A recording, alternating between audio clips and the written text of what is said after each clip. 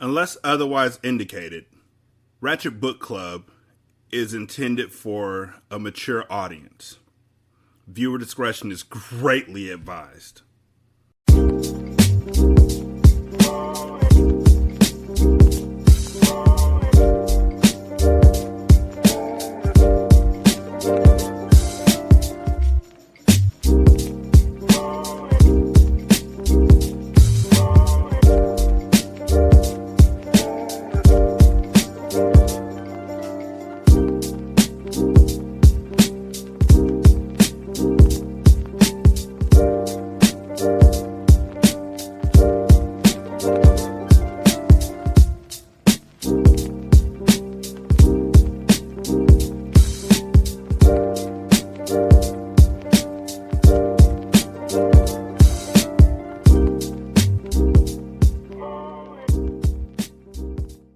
Welcome to Ratchet Book Club, where we read hood classics and good classics. I'm Derek.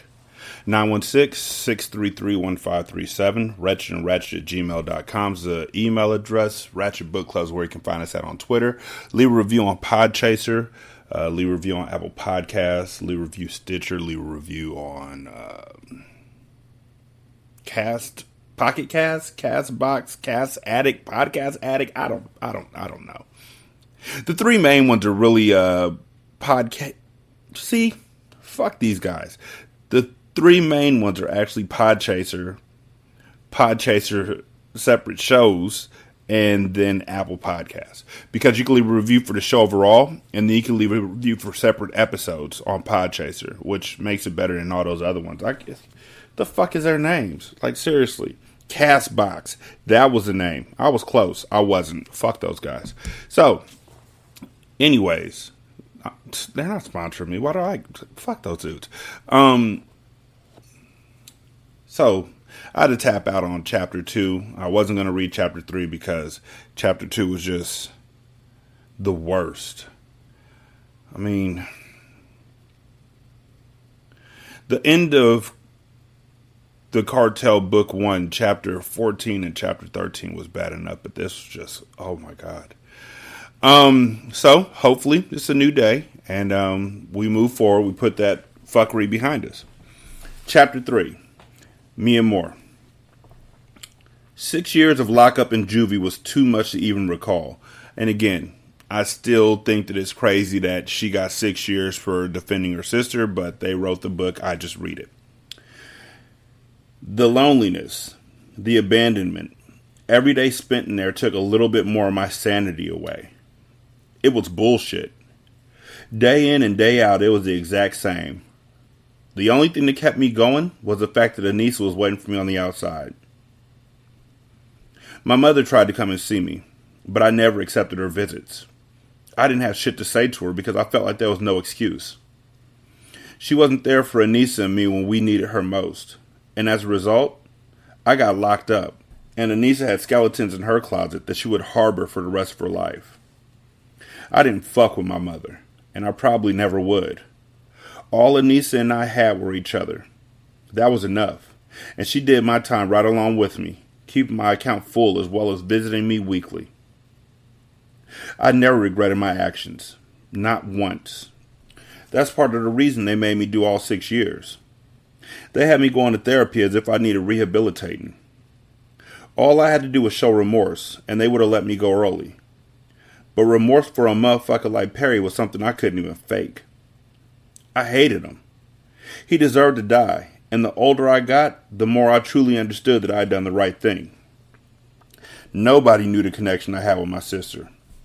Everyone kept saying that my actions weren't justified because I was never actually raped. But fuck everyone who thought that. And fuck you too if you're thinking that. Eventually, my turn would have come. And before it did, I erased that nigga from the map. I did what was necessary. And if the tables were turned, I know Anissa would have done the exact same thing for me. The day I said goodbye to lockup, I promised myself I would never go back. Doing that much time as a child had turned my heart cold. I had changed, but it wasn't for the better. Anissa was waiting at the gates. She had really grown up. As I admired her True Religion jeans, matching top, and Zanatti pumps, I knew she was doing well. Her hair was cut short in a bob. Her light skin was radiant, and she had the smile of a woman who had seen no struggles. She looked truly happy, as if she was able to let go of what had happened to her. My big sister was beautiful. She was a grown-ass woman now, and I hoped to leave the past behind and be just like her. Why are you describing her to us like you hadn't seen her every single week? Like you're surprised to see her or something. You just said you saw her weekly. I was 18. Not yet a woman, but definitely not a little girl. I was on my own, and the world was at my feet. All I had to do was conquer it. Mi amor, she yelled as we ran towards each other with open arms. Hey, bitch, I replied as we embraced. We hugged and cried in excitement. I'm so glad you're out. I missed you, Mia. Anissa got teary-eyed and put her hands on my shoulder so she could look me in the eye. I already knew what she was about to say. It was something that had been in the air for a long time. I'm so sorry, mi amor. I love you. You're my sister. I'm so happy that you did what you did. You saved my life. I'm just so sorry that you had to go through all this behind my bullshit, Anissa said. Anything you need, I got you. First thing we got to do is get you out of this bullshit-ass jail gear. I nodded, and we hugged once more before hopping in the car, leaving skid marks behind us as we sped off. She was whipping a nice little Chrysler 300 with leather seats and tinted windows. It wasn't a Benz, but the shit was fly and more expensive than the average whip. We rode into Brooklyn, and the first place we went to was a salon. My hair was long as hell because I kept it braided while I was locked up. When my shit was freshly permed and wrapped, it was down my back, all natural, no weave. My skin was flawless, and my figure was on point. I made sure to work out daily, keep myself lean and feminine in the process with curves in all the right places. After shopping and getting me a completely new wardrobe, we headed to the apartment that Anissa shared with her man, Murda. I was tripping at how freely she spent money. She was cashing out on me like it grew on trees, even giving me 5 stacks to keep in my pocket until I got on my feet. Her carefree attitude regarding money had me wondering what she did, because I knew her ass wasn't working. I can't wait for you to meet Murda. He's really good to me. That's my baby. Anissa bragged as she smiled and batted her eyelashes. I looked at her in high regard. At first glance, no one would have ever been able to tell what she had been through. She was the shit, and I admired her for being so strong. I would have thought that she would have never been able to trust a nigga. I sure as hell never would. A man who had watched us grow up for years had betrayed us without a thought. If he could fuck us over, then I'd have put shit past any other nigga out there. Love wasn't in the cards for me. What kind of name is Murda? I asked. Anissa laughed and replied, It fits him. Trust. That's the perfect name for that nigga. I shrugged as we parked in her building. You live here? I asked as we got out of the car. I looked up at the tall sky-rise building. Anissa answered, Only the high life, babe. I'll put you up on game later. Right now, let's get you settled. Walking into Anissa's crib, weed smoke invaded my nostrils, lifting me into a contact high almost immediately. Babe, come out here, Anissa yelled. Murda walked into the room with a blunt hanging from his lips, his aura commanding my attention and respect instantly. Anissa had definitely done well. The nigga was fly. His chocolate complexion and lean figure were attractive. He had a ball player's height, but was a bit on the skinny side. It looked like Anissa weighed more than he did. His face was average, maybe even a little below average. But when I inventoried a man, I considered more than his looks. The jewels that were hanging around his neck indicated his status, and the fact that he had my sister plushed out in a luxury condo was all the evidence I needed to know that he was getting money. How? I didn't know, but he was definitely papered up. He walked over to Anissa and kissed her cheek with casual nonchalance. He grabbed a couple of Heinekens out of the refrigerator and tossed one to me, then handed one to Anissa. You must be Mia Moore. I've heard a lot about you, he said, his strong New Yiddy accent complementing his words. What the fuck is Yiddy? New Yiddy. New Yiddy, is that what y'all really say in New York? Is that the move? Yep. New Yiddy is another way of saying New York. And I'm just flabbergasted. I'm sorry. I'm flitty. It's nice to meet you, I replied. Thanks for letting me stay here. Not a problem. You're family. Anissa put me up on everything that happened, and I respect it. You can set yourself up in the extra room, he said. Murda sat down on the couch across from me and passed me the blunt. Although I had never smoked weed, I accepted it. I had a lot of adjusting to do and a lot to think about as far as my life was concerned, but I didn't want to stress it. I embraced the temporary relief and put the blunt to my lips. I inhaled deeply. Big mistake. My virgin lungs rejected the weed instantly, and I coughed uncontrollably as I put my hand over my mouth trying to hold the cough in. My shit was on fire, but I was mostly embarrassed because both Anissa and Murda were cracking up, having a big laugh at my expense. You never smoked before? Anissa asked as the burning finally eased in my chest. I cut my eyes at her and shook my head no. Her ass knew damn well I had never done shit before. Fuck, smoke, drive, even flirt with the opposite sex. Hell, I had just gotten out of lockup. I was a virgin to everything. Green to the game. Everything that the average hood chick had experienced by the age of 14, I had never been able to do. Then we about to break you in, Murda stated with a small grin. Anissa and I sat up all night, catching up on each other's lives, filling Murda in on our childhood and the few good times we'd experienced. He didn't interrupt, but instead passed the weed back and forth while letting us do our thing. He just sat back and observed like a gangster would. The weed had me so relaxed, and I knew that I found my new favorite pastime. By the time daylight crept through the curtains, we were all fucked up. The time had flown by, our reunion making up for the time we were separated. Smoking and drinking all night had me done, but it was the first time that I felt comfortable in a long time. I was home, and it felt good. Real good. The ringing of the phone the next morning was like tiny bombs going off inside my head. And when it didn't stop, I figured that Anissa and Murda were just as hungover as I was. Forcing myself to get out of bed, I got up and made my way to the living room. Hello? I answered. Before the caller could respond, Murda appeared behind me and snatched the phone from my hand. He hung it up quickly without even seeing who was calling. Don't answer the phone and don't use this phone. I handle business and business only on this line, he said. His tone was stern, and I wanted to ask him who the fuck he thought he was talking to, but I held my tongue. He was letting me stay at his house, and had welcomed me with open arms, so I didn't want to create conflict over something petty.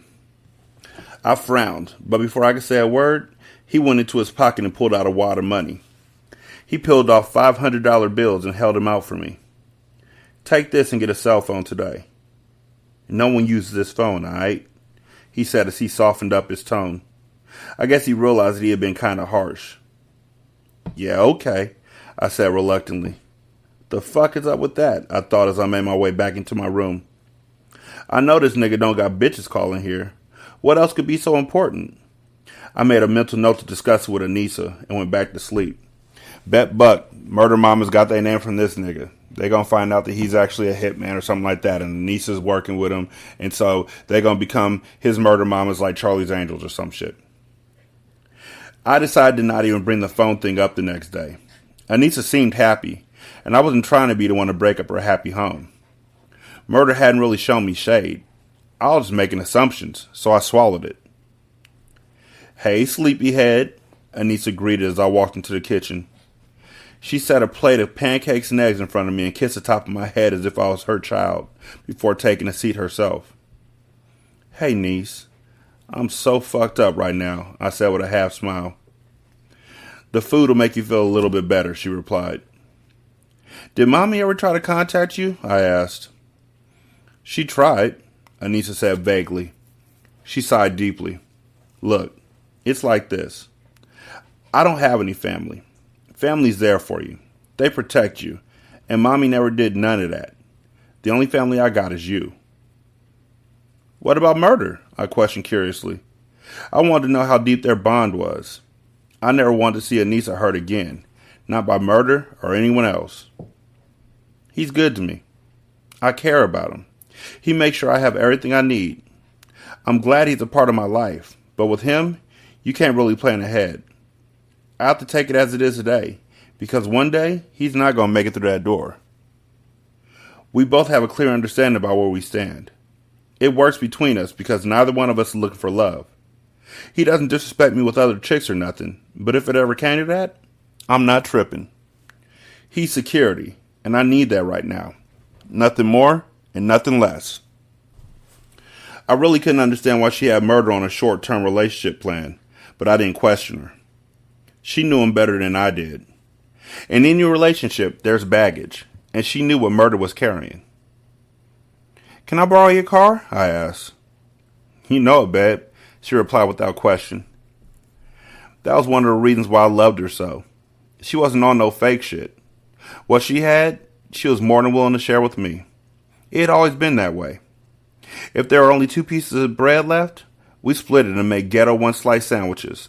Never understood that shit. I mean, I've made a one-slice sandwich when there's only 1 slice of bread left, yes. But if there's 2 slices of bread left, nigga, make a sandwich and cut it in half. I guess while making a one-slice sandwich, you're getting a whole slice of bread to yourself instead of possibly cutting it wrong or something like that. But if it's the butt end of the bread, then you're getting the smaller piece anyway. So just, stack them niggas up and cut it in half. Stop playing. If she came across also, I never knew that was ghetto one-slice sandwiches. I didn't know that. I just thought it was a half of a fucking sandwich. If she came across $1, then she changed it out and we both have 50 cents. I knew that she would give me her last, and it made me love her even more. Where are you going? I gotta stop by the mall and pick up a phone. I answered the phone earlier this morning and Murda kind of flipped, I said. Oh, that ain't shit. He only gives that number to people he does business with. Don't worry about it. Even he takes his personal calls on a cell phone. Did he come at you wrong? She asked, getting defensive. No, it wasn't like that. He just let me know not to answer it. He's good. I like him. I think he's cool people, I said, calming her down. Well, I'm chilling today. You can call me if you need me. My keys are on the table. Don't crash my shit, Mia Moore. Your ass probably can't even drive, she said jokingly. Bitch, I got my L's. I took the class in lockup for having good behavior, I answered as I went to dress. You? Good behavior? I know you lying now, Anissa said. Not one scratch, Mia. I'm not playing, she warned, her voice following me out of the room. She knew me all too well, because there wasn't a damn thing legal about me being behind a wheel. But I was anxious to spin the block. I just wanted to go out and spread my wings. Putting on brand new 7 jeans, red stilettos, and a white Ralph Lauren top, I dressed and applied MAC cosmetics. I admired myself in the mirror. Everything about me screamed fly, and I knew it. I was only 18, so yes, I was arrogant as hell and itching to get into something. Before I could even hit the door, Anissa stopped me. Run the mails, Mia Moore. I want to see your license before you hop in my car, she said seriously as she sat on the floor in front of the coffee table, rolling a spliff. Murda was stretched out on the couch behind her, his hat dipped low, pistol on his waistline, and flipping the channels on the 72-inch plasma TV. Anissa, ain't nobody gonna crash your car. Stop tripping. I'm just going to the mall, I pleaded. I'll take her. I'm going that way anyway. I gotta pick up a new joint for that job I'm into tonight, Murda said as he stood. Fine by me, long as my shit come back in one piece, Anissa said. I'll teach you how to drive later this week and take you to handle the official paperwork. The last thing you need is to run into Jake out there with no license. You just got out. I'm just trying to keep you out, sis. I rolled my eyes. She could tell I had an attitude. Anissa knew she was wrong for sticking me with a babysitter, but I obliged and followed Murda out of the condo. We didn't talk until we got to the parking lot. He tossed me her keys and gave me a smile. I'm driving? I asked in surprise. Fuck I look like? Your chauffeur? He asked smoothly as he stepped into the car. Anissa's your big sister. She's overprotective. I'm gonna teach you how to drive. I was geeked and all smiles as I got into Anissa's car. Murda leaned his seat back and put one foot on the dash. "Do you?" he said with a grin. I turned the ignition and adjusted the seat. Anissa was a little bit taller than me. Once I was comfortable, I put the car in reverse and backed out slowly. My heart was beating out of my chest, only because Anissa's ass made me nervous. "Relax. You're good, Ma. You control the car, not the other way around," Murda reassured. I nodded my head, took a deep breath, and switched gears to drive before pulling out of the parking lot. Murda was silent as I crept down the streets of New York. Impatient drivers flew past me and I stuck up my middle finger as they drove by, causing Murda to laugh. "What?" I asked as I laughed too. "Nothing, Ma. Nothing at all. Concentrate on the road. Fuck whoever's behind you," he said. I put in a CD, and the sounds of R&B filled the car. The music eased some of my apprehension, and I relaxed behind the wheel, as my foot became heavy on the gas pedal. Before you knew it, I was cruising, snapping my fingers to the beat, while Murda rode shotgun, never interrupting my flow. The fact that he trusted my driving made me trust myself, and all of my fears went out of the window. I was whipping through the hood like I had been doing it for years. I was on cloud nine as I listened to Keisha Cole's latest joint. I had never been in a relationship before, so I couldn't relate to the lyrics in the song, but it didn't stop my head from spinning from the feelings homegirl was screaming through the speakers. I couldn't see myself giving my heart to anybody, but I was feeling the song as if my heart had been broken 1,000 times. Before I knew it, I was pulling into the mall. "See? It's easy," Murda stated. He had to be the coolest nigga I had ever met. He was so laid back, yet his demeanor was so hood. "Come on, don't have me in this motherfucker all day. You can hit up all the shoe shops and shit with Niece, but with you and me, we in and out. Cool?" "Okay," I responded, but in and out became a full day of me tearing up the mall and Murda carrying my bags. I couldn't help it.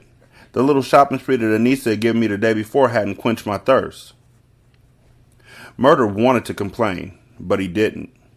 I could tell from the look on his face that shopping wasn't really his thing. He allowed me to shop until I grew tired, and I felt like I had a personal bodyguard with me the whole way, the way he was mean-mugging niggas who were trying to get at me. "You ready to leave?" I asked. "We've been here all day and you haven't bought one thing." He sighed and gave me a half smile. "Nah, go ahead. Get whatever you want, Ma," he said. "It's on me." I was like a kid in a candy store, picking up everything that I had neglected to get when I went shopping with Anissa. By the time I was done, it was dark outside, and as we walked to the car, Murda asked, "You hungry?" "I could eat," I responded. Murda put the bags in the trunk and walked around to the driver's side. "I'm not driving?" I asked. He put his hand up and I tossed him the keys. "Nah, I don't got time to coach you through it right now, sis. I gotta get to my man before his spot closed. Then we'll go grab some food. Call Anissa and see if she's hungry." I called Anissa and she declined our invitation to dinner. "I don't feel like getting dressed. Y'all go ahead. Just bring me back something," she said. I agreed and then disconnected the call with her. She said bring her something back. I reached for the radio to turn it up, but Murda popped my CD out and tossed it in the back seat. "Driver pick some music," he said smugly as he ruffled my hair. I slapped his hand away and laughed while he turned the radio all the way up. "We all for our lives. What do you bring to the table?" "One watching every nigga watching me closely. My shit is butter for the bread." Jay-Z's lyrics filled the interior, and no words were spoken, but it was a comfortable vibe between us, and the more I became acquainted with Murda, the more questions I had. He drove until he pulled up to a pawn shop way out in Queens. I looked around the dark alley we were parked in. A chill went up and down my spine, but I shook the feeling of fear. "Get out," he instructed. He popped the trunk and pulled out a pillowcase, then entered the building from the rear. When we got inside, older white man with wire-rimmed glasses sat behind the counter. "Who's the girl?" he asked immediately, causing my heart to flutter. The old man shot me a look of suspicion that had me feeling out of place. "She's good. I vouch for her. She's my little sister. Don't worry about her. Let's just handle this business just like every other time," Murda stated with authority. "You always come alone," the man insisted, still eyeing me. I pretended as if I wasn't paying attention, but I was picking up on it all. I was so aware of my surroundings that the sound of the seconds ticking by on the clock made the hairs on the back of my neck stand up. Come on, Schultz. You know me. This ain't a new routine. I don't do bad business, and I never bring heat to your establishment. She's with me. She's cool, Murda stated, never showing an ounce of intimidation. He put the pillowcase on the countertop, removed 3 pistols, and then placed 2 thick wads of money next to him. I need to make these disappear, and I need another one, an automatic. The man rose, then locked the front door, flipping the sign to close. Follow me, he said. Murda grabbed my hand and I reluctantly followed him down a long hallway, then down a flight of steps. It was so dark that I couldn't see in front of me, but there was a strong pungent smell in the air. I wanted to cough, but I didn't. My breathing was labored, and I held on to Murda's hand a little tighter for reassurance. Where the fuck is this nigga taking me? What type of shit he into? Has Anissa ever been here? I asked myself as 1,001 questions plagued my mind. I didn't know what I was about to see, and when the old man turned on the dim light, and I sighed in relief... They fucked up by putting and. When the old man turned on the dim light, I sighed in relief and released Murda's hand. I felt foolish for letting my imagination run wild. The old basement walls were filled with guns, all types, sizes, and calibers, along with 3 large barrels that contained some kind of liquid. The man gently placed the 3 pistols Murda had given him into a metal crate, then slowly lowered them into the barrel. The liquid bubbled and sizzled for a few minutes before making the guns disappear. He then pointed to the arsenal of weapons behind him and said, "Take your pick. What would you like this time?" Murda quickly wrapped up his business and led me back out to the alley. Once we were safely back in the car, I turned to him and said, "What was that all about?" "Don't worry about it, Ma. That's not for you. The only reason I let you inside is because it was dark, and I didn't want you in the car for too long. That's the last thing I need is to fucking nigga up over you in the middle of Queens. You still hungry?" "Nah, I'm alright. I'm tired now anyway," I lied. I just wanted to get back to Anissa and find out what the fuck was up. She knew exactly what Murda was into, and now I was curious too. But before we got out of the car, Murda grabbed my arm. "Yo, me and more," he said. "Yeah?" I looked back at him and noticed the serious expression he had on his face. "I know that you and Anissa are close, and I would never come between that, but I need you to keep what you saw tonight to yourself, alright?" The way he looked at me wasn't menacing or intimidating, but sincere, as if I held his life in my hands. I knew that it was important to him. I had never kept a secret from my sister in my life. She was my other half, and I owed her everything, whereas I owed Murda nothing. But for some strange reason, I nodded my head in agreement. Chapter 4. Me and More. Months passed, and as Anissa and I grew closer, so did Murda and me.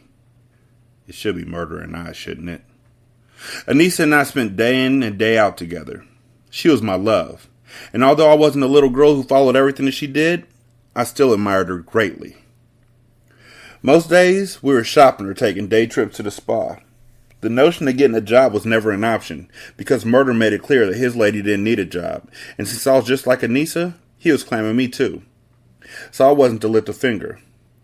The only thing I did was count his money. The average chick would have been jealous of how close Murda and I had become. I rode shotgun in his car more than Anissa did, but she wasn't tripping because it wasn't like that. Anissa never planned on being with Murda long term.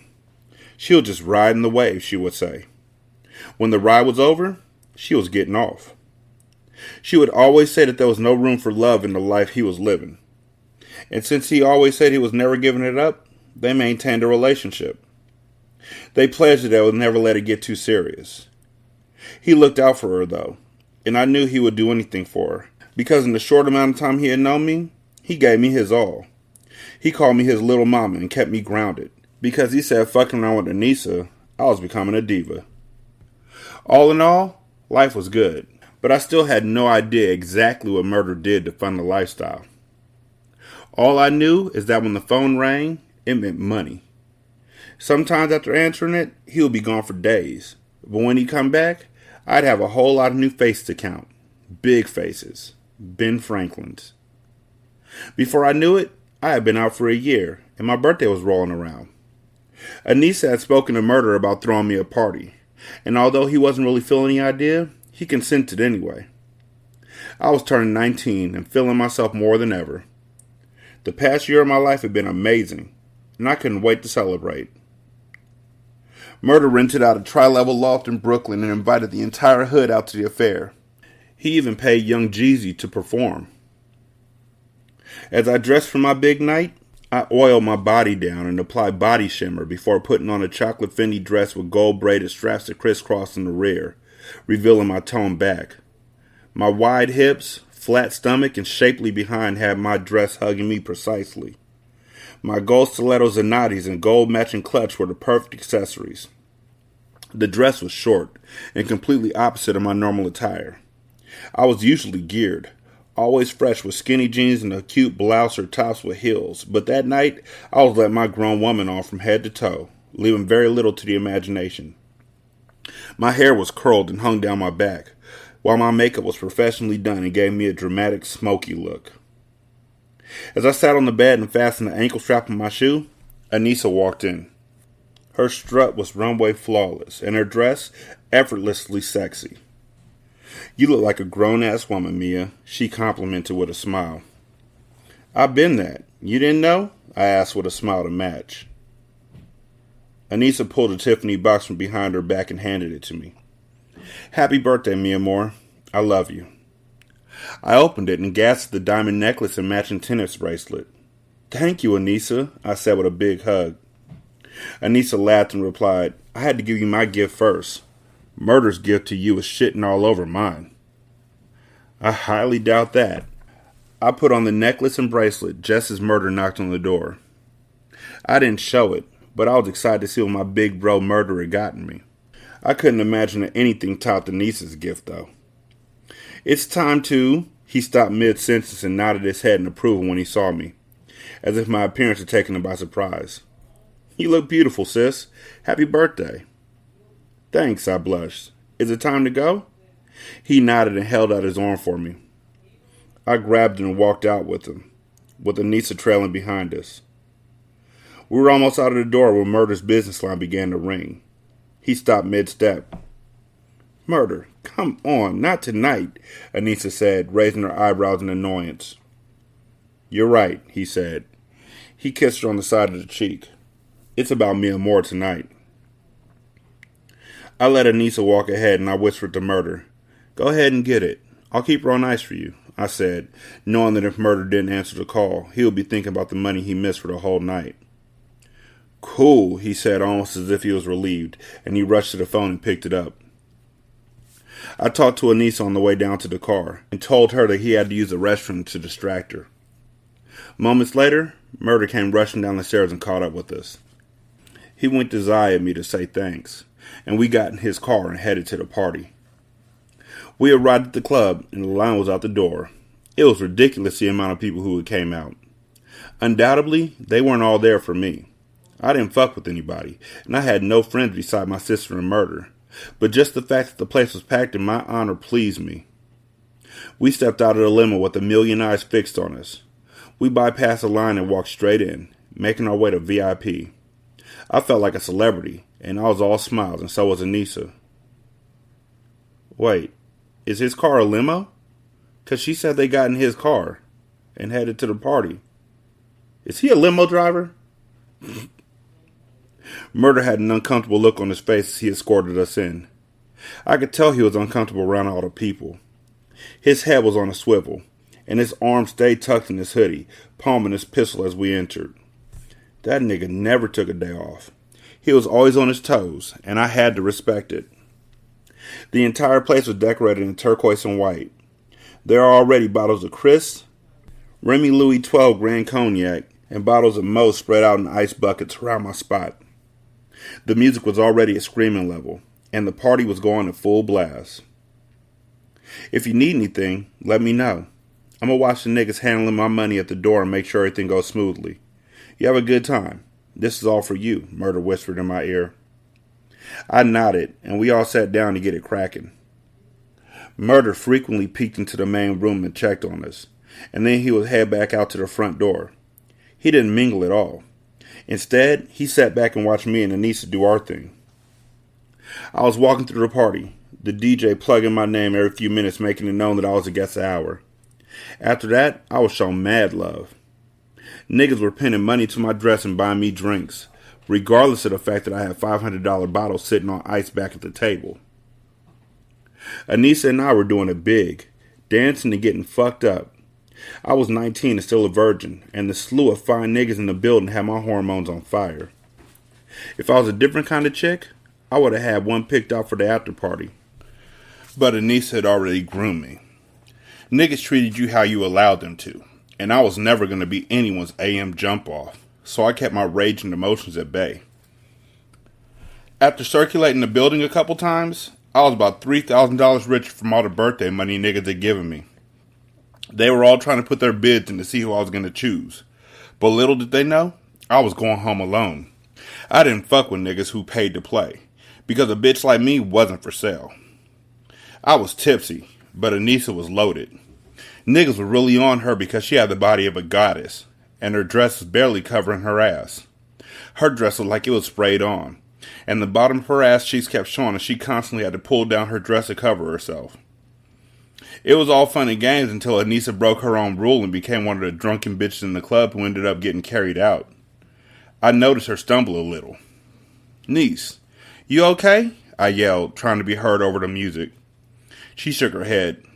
"I need some air," she admitted. I grabbed her hand and led her out to the front entrance where Murda was.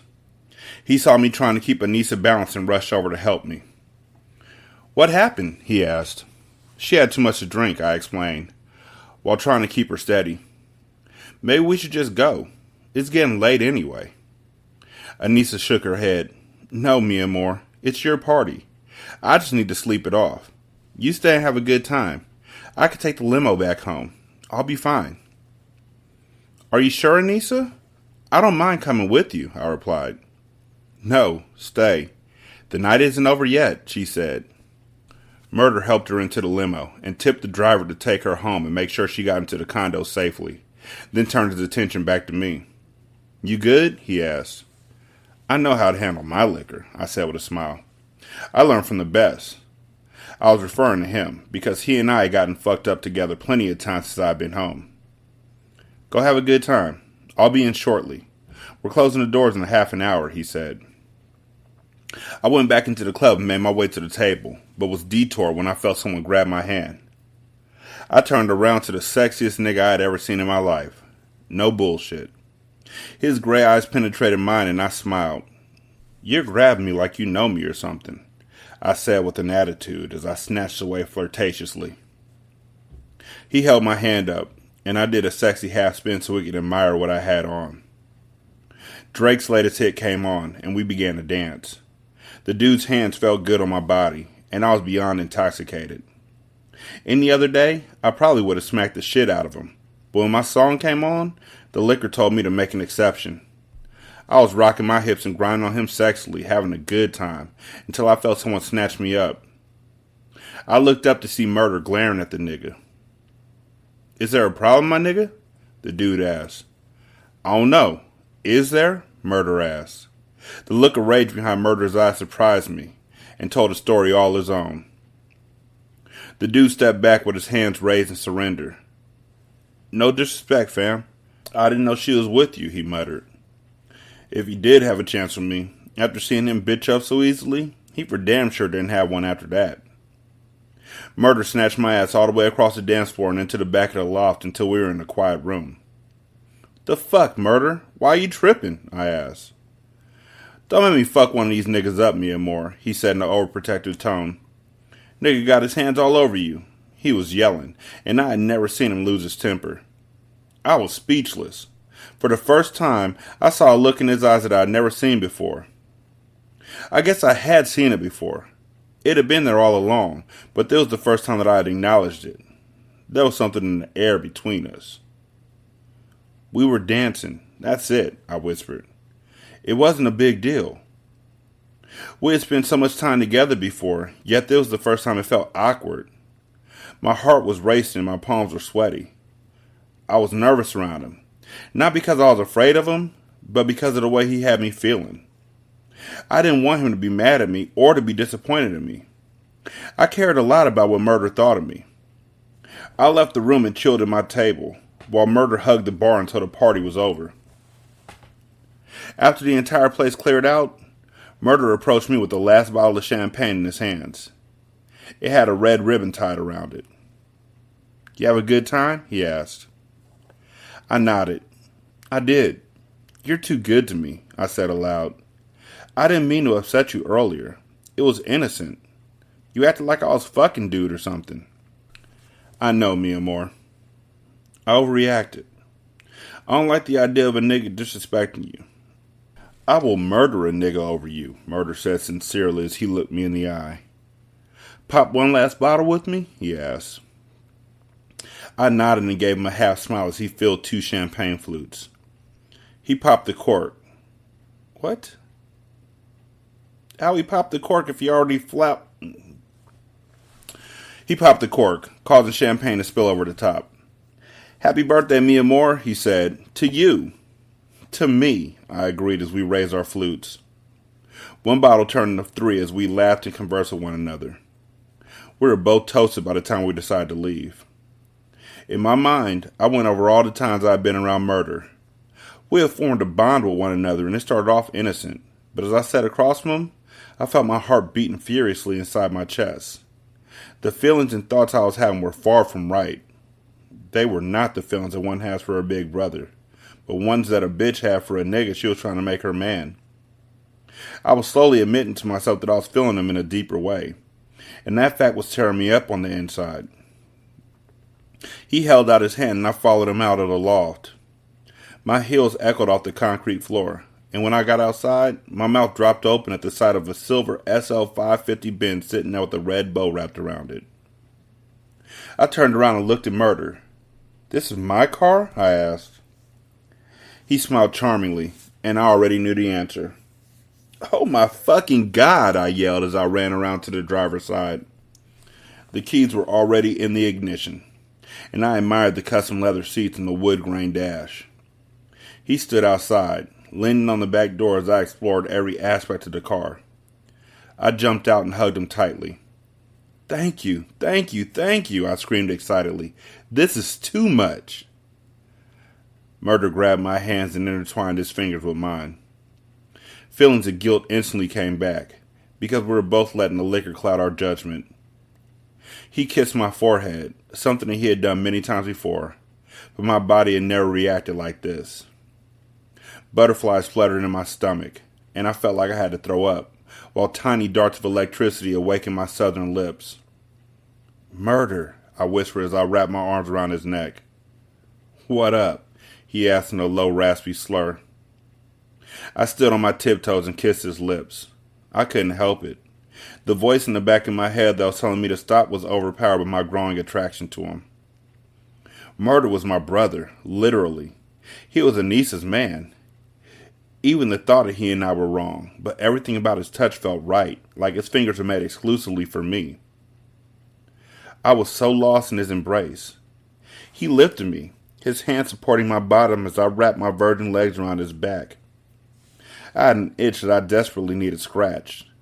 I could smell the alcohol in the air, and I moaned as my head fell back in ecstasy as his tongue molested my neck. Please don't use the word molested after that last chapter. Please? Anissa's face popped in my mind, and almost simultaneously, Murda pulled away from me as if she had invaded his thoughts too. "Wait. Mi amor, we can't," he said out of breath. "We can't do this, Ma." I could hear the disappointment in his voice. If we had met in another time or another place, then we would have been so right for each other. But we hadn't. He belonged to Anissa, and I loved her more than I loved myself. How could I do this to her? I thought as I instantly sobered up, the sting of betrayal causing my eyes to burn with tears as I wiped my lips in embarrassment. "I'm sorry," I said with a hint of sadness in my voice. "It should have never gone this far." "I know," he agreed as he rubbed the top of my head.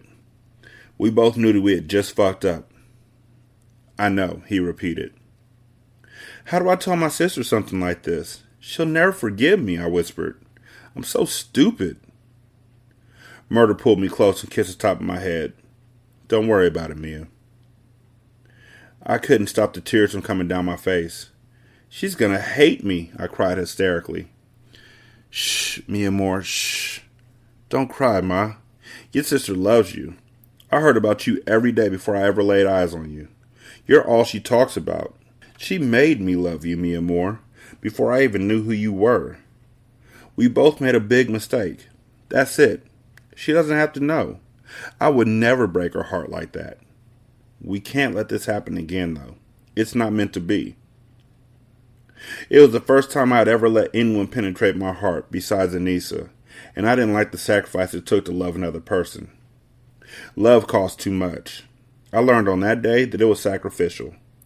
In order to obtain it, I would have to hurt someone else, more specifically Anissa, and that was something I refused to do. My sister had endured enough pain in her lifetime. We both had.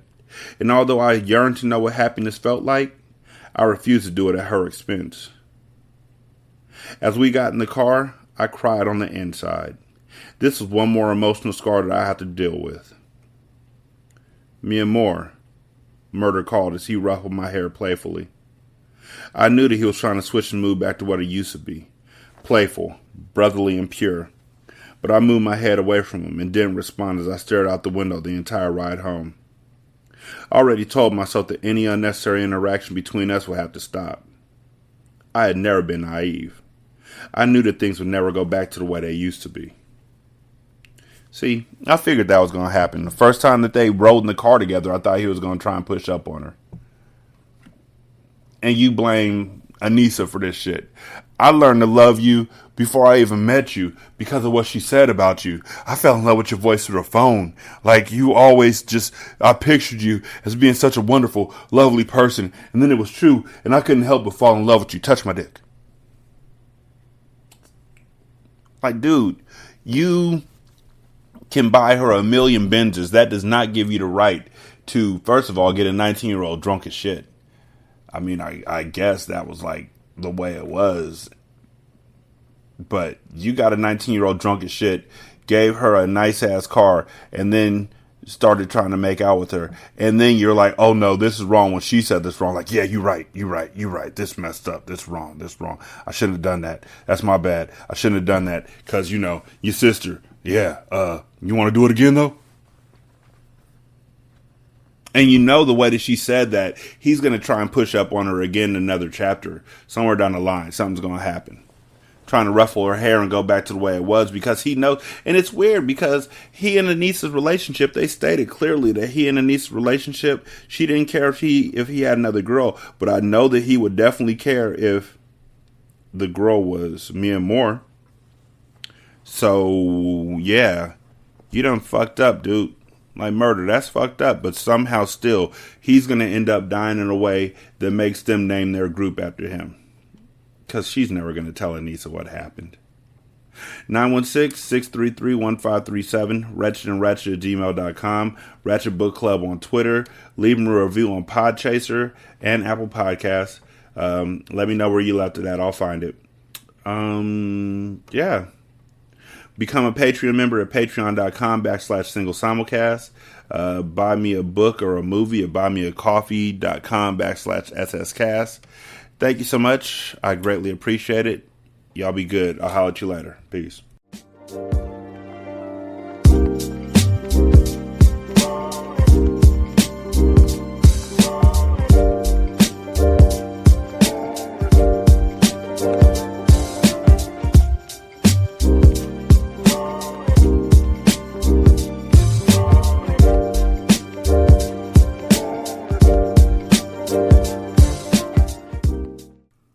Intro and outro to Ratchet Book Club is by That Kid Garan, and it's called Goodbyes. You can email him at tkgbeats94@gmail.com for more information on how to lease this beat. This is Single Simulcast.